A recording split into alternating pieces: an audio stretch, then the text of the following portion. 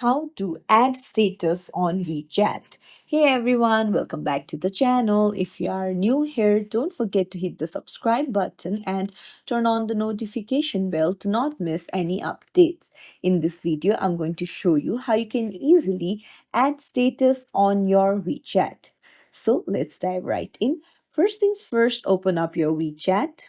Head over to your profile in the bottom right corner, and then beside your name, you can see the status option. Just tap on status, and then here you can choose feelings as well, like happy, broken, exhausted.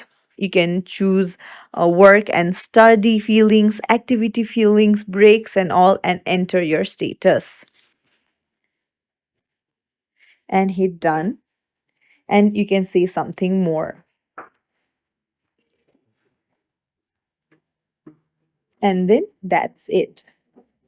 So that's how you add status on your WeChat. If you found this tutorial helpful, don't forget to like the video and subscribe to our channel for more tips and tricks. Thank you for watching.